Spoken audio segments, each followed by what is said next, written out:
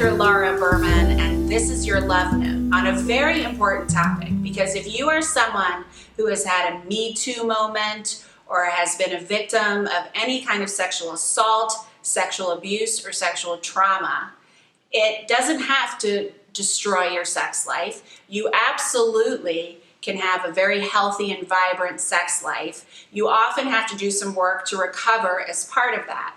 But the most common question I get from single people who have had a history of sexual abuse or trauma is, how do, or maybe just recently recovered those memories, how do I handle it getting into a new relationship or a new sexual relationship? You know, I don't want to scare that person off, but I also know that it's affected me, and I know it's going to affect me, and it's making me nervous about having sex with this person, right? So here's what I would say to you. First of all, if you have any history of sexual assault, sexual harassment, sexual abuse, you want to make sure that you are seeing a good trauma specialist, either in talk therapy, and I personally am a huge fan of somatic experiencing. So you can Google somatic experiencing therapists in your area. You can find them.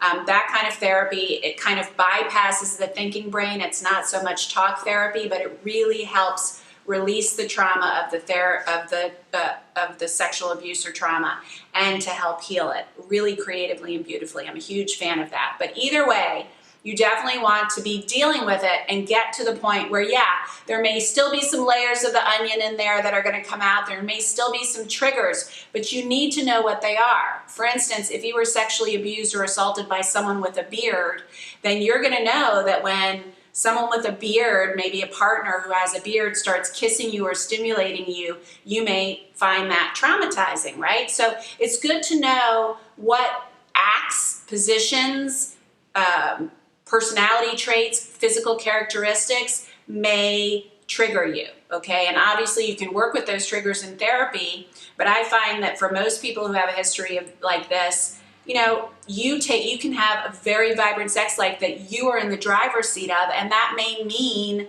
that you never engage in certain behaviors, or you never want your partner to have a beard, or you fill in the blank, and that's okay.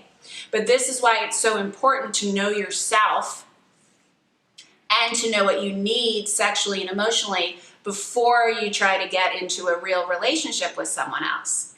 The other thing I would say to you, and by the way, I think this is true for women in general who are looking for a monogamous relationship, but it is certainly true of anyone, male, female, or in between, who has had a sexual trauma history and is dating.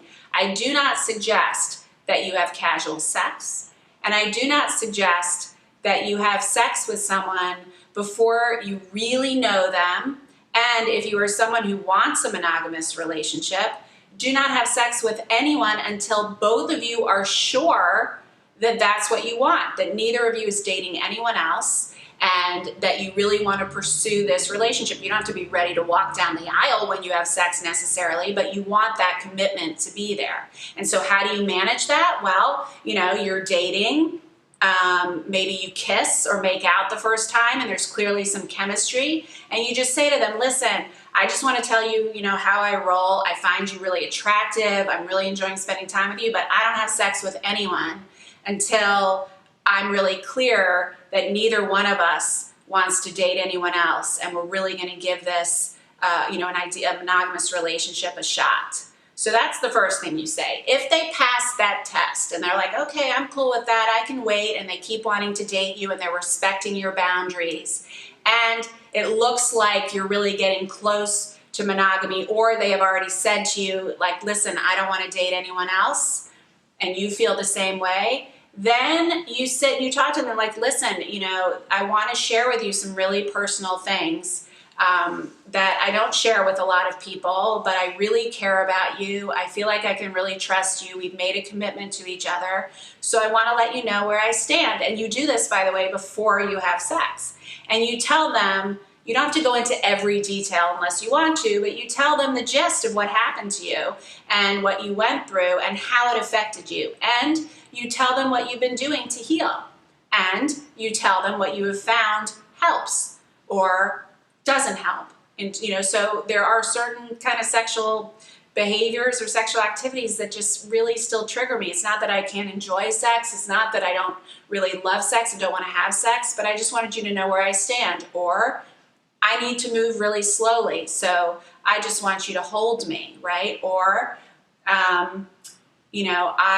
oral sex, where I know for a lot of people it isn't a big deal, or even one of the bases before intercourse, is a really big deal for me because that's how I was raped or assaulted. So oral sex is something that is really scary for me, and even more scary than sex. So that's something that I really need to keep off the table for a while.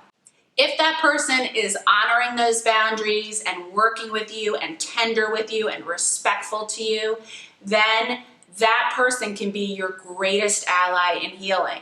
And down the road, if things come up, or if you're about to do something with them sexually and you're getting close to that might trigger you, take them to meet your therapist. Work with them, because you deserve not only to be in the driver's seat of your sex life, but to have a partner who honors you, respects you, and is your ally in healing.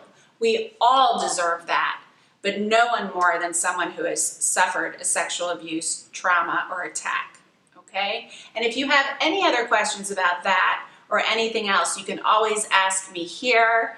You can let me know topics you want to hear about, and I'll be posting a brand new video Thursday afternoon. A new one comes out every week. I hope you enjoyed this love note.